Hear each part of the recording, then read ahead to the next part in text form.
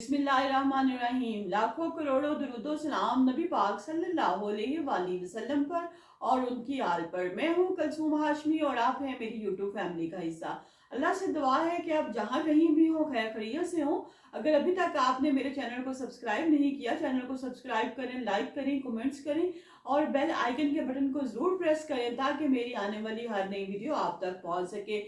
एक बड़े सरकारी अफसर की लाश उसके घर से मिली है, साथ में उसकी दो बहनें भी हैं और ये दो बहनें हैं दोनों बेहोश हैं। एक बहन इस वक्त जो है आईसीयू में है, जबकि जो दूसरी है उसकी तबीयत कुछ ठीक है, सरकारी अफसर है। आपके भाई को किसने मारा? पुलिस ने बहनों से बयान लेने शुरू कर दे।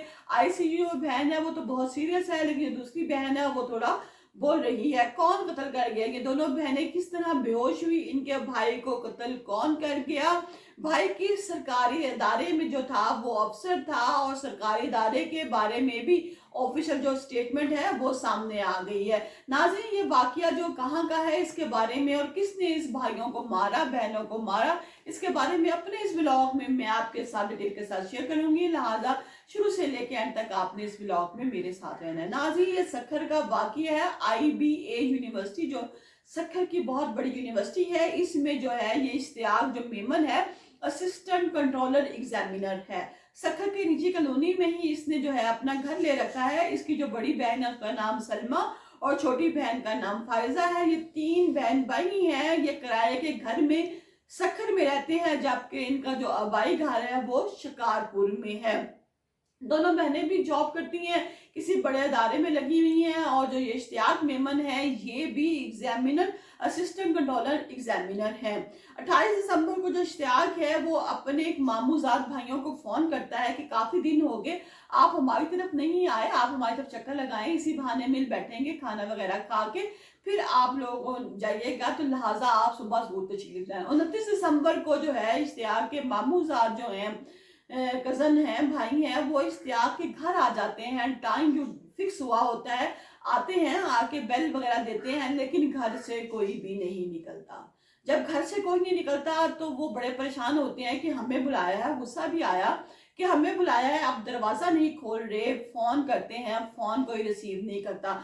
कभी सलमा को फोन करते हैं बड़ी बहन को, तो कभी फायजा छोटी बहन को कॉल करते हैं कि शायद इश्तियाक कहीं बिजी हो, क्योंकि वो एक सीट पे है, एक पोस्ट पे है, कहीं बिजी हो तो कॉल अटेंड नहीं कर रहा। घर में सलमा मौजूद होगी और फायजा होगी, वो कॉल रिसीव कर लेंगे, लेकिन कोई भी कॉल रिसीव नहीं करता। फोन पूरी पूरी बेल के बाद बंद होता है, तो कहते हैं कि शायद घर पे नहीं है, लेकिन दरवाजा तो अंदर से बाहर है, बाहर ताला भी नहीं लगा हुआ। फिर उसकी गाड़ी देखते हैं, गाड़ी भी खड़ी है। वो कह रहे हैं गाड़ी भी खड़ी है, दरवाजा अंदर से बंद है, हम फोन कर रहे हैं, बेल दे रहे हैं, कोई रिस्पॉन्स ही नहीं, कोई रिप्लाई ही नहीं कर रहा। उन्होंने कहा उनको ना खदशा सा हुआ, एक खटका सा उनके दिल में आया। उन्होंने कहा शायद पता करवा लें, हम गलत सोच रहे हैं कि शायद हमें बुला के दरवाजा नहीं खोले। तो वो हमसायों के घर जाते हैं और कहते हैं कि जी है ये इस तरह जो इश्तियाक मेमन साहब है हमारे भाई हैं, इन्होंने हमें बुलाया लेकिन दरवाजा नहीं खोल रहे, तो क्या आप हमारी थोड़ी हेल्प कर सकते हैं कि हम जाके पता करवाएं। ऊपर से चले जाते हैं इनके घर, जाके देखते हैं क्या वाकया है। मे भी ये घर पे नहीं है, तो अंदर से दरवाजा फिर किसने बंद किया हुआ? गाड़ी भी बाहर खड़ी। जैसे ही वो अंदर जाते हैं,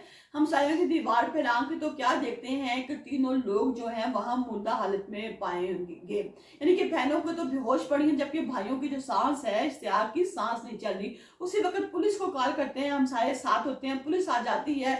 इन तीनों लोगों को फौरन से पहले हॉस्पिटल में मुंतकिल किया जाता है, इश्तियाक का पोस्टमार्टम किया जाता है, लेकिन किसी भी किस्म की कोई भी तशद्दुद की जो है निशान नहीं मिलते कि इसको किसी ने मारा है, कोई खंजर, कोई चाकू, कोई गोली, कोई राइफल, कुछ नहीं था। बहन जो है जो बड़ी थी सलमा जो थी वो तो आईसीयू में है, उसकी तबीयत बड़ी खराब थी, जबकि छोटी जो बहन है फायजा वो कभी जागती है और कभी बेहोश हो जाती है। तो पुलिस वाले कहते हैं डॉक्टर से कि क्या हम इनसे रिपोर्ट ले सकते हैं, इनसे पूछ सकते हैं? उन्होंने कहा हाँ आप पूछ सकते हैं, क्योंकि छोटी है उसको बीच बीच में होश आता है, मे भी वो आपको बता दे कि इसके साथ ये वाकया किस तरह पेश आया है। जैसे ही पुलिस सलमा के पास जाती है, उससे पूछती है कि बेटा बताओ ये क्या वाकया है, आपको कौन बेहोश किस तरह हो गई आप, आपके भाई को कौन मार गया? तो जहां पर सलमा बात बताती है वो बड़ी सोचने वाली और बड़ी हैरान कुन है, क्योंकि आजकल जिस तरह का मौसम और वक्त चल रहा है इसी तरह हो रहा है। वो कह रहे हैं कि हम जो तीनों बहन भाई हैं जॉब से फारग होके हम जो तीनों हैं वहीं घर में इकट्ठे हो जाते हैं।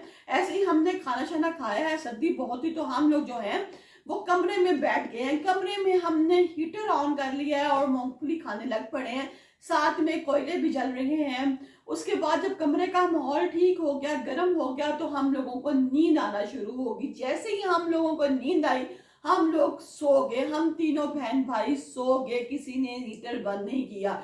जब सब सो गए तो किसी को कोई होश नहीं था, क्योंकि हम जो थे, हमारी जो सांसें थी उसमें शायद ये जो गैस है हीटर की ये चलेगी कहती है, हम लोगों को कुछ नहीं पता। जब सुबह हमें होश आया तो मैं तो हॉस्पिटल में थी, और आप बता रहे हैं दूसरी बहन भी है जो आईसीयू में है, जिसकी तबीयत बहुत ज्यादा खराब है। इसके बाद पुलिस कार्रवाई करती है, क्योंकि इश्तियाक का भी पोस्टमार्टम हो चुका है। वहां पे पता चला कि ये जो तीनों बहन भाई हैं, ये कमरा गर्म हुआ, और कमरा गर्म होते ही इन लोगों को नींद आने लग पड़ी और ये लोग सो गए, और किसी ने भी हीटर बंद नहीं किया। लिहाजा हीटर की वजह से ये तीनों बहनें जो हैं वो दोनों बहनें बेहोश होगी, और जो भाई है उसकी डेथ होगी। लेकिन नाज़रीन, यहाँ पे जो है खबर ने एक और नया रुख इख्तियार कर दिया। खबर ने ये रुख इख्तियार किया कि जैसे मैंने आपको बताया था कि जो इश्तियाक मेमन है, ये असिस्टेंट कंट्रोलर एग्जामिनर था, वहां पे एमडी कैट का पर्चा जो है वो लीक हो गया। जब एमडी कैट का पर्चा लीक हो गया तो बहुत से लोगों ने बातें करनी शुरू कर दी कि इश्तियाक मेमन ने, क्योंकि वो कंट्रोल एग्जामिनर था, इसने ये पर्चा लीक कर दिया है और अब ये शर्मिंदगी से खुद ही कुछ खाकर मर गया है। लेकिन वहां पर वो जो है वाइस चांसलर हैं, जो वीसी हैं, उन्होंने जब इस सारी सूरत हाल देखी तो उन्होंने कहा कि ऐसी कोई बात भी नहीं है, इश्तियाक ने किसी भी किस्म का कोई पर्चा भी लीक नहीं किया था, और ना ही कोई पर्चा हुआ है। ये फेक और बेबुनियाद खबरें हैं, लिहाजा इन खबरों को यहीं पर रोक दिया जाए। नाज़रीन, ये वीडियो बनाने का मकसद ये था कि अब से कुछ 2 साल 3 साल पहले भी आपको पता है कि जब मरी में हालात ऐसे हो गए थे कि बहुत ज्यादा बर्फबारी हो गई थी, तो बहुत ज्यादा जो बसें हैं, गाड़ियां हैं, वो रुक गई थी, क्योंकि आगे रास्ता नहीं था। और मरी में बहुत ज्यादा लोग आ गए थे स्नोफॉल देखने के लिए।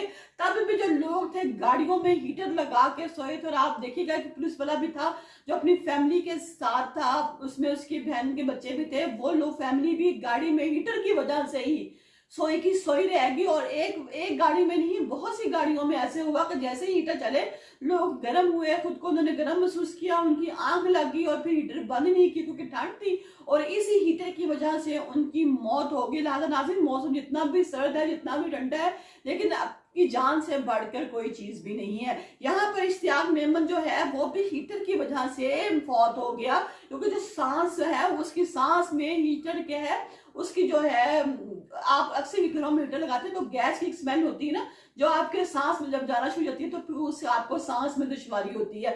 दोनों बहनें जो बेहोश हुई वो भी हीटर की वजह से हुई। लिहाजा जितना मर्जी मौसम है, आजकल आप देखने में आ रहा है कि लोग जो है, बहुत सी खबरें सुनने में आ रही हैं कि लोग जो है हीटर लगाकर खुश हो जाते हैं, लेकिन उसके बाद बहुत सी लोगों की मौत का बाइस से हीटर बन जाते हैं।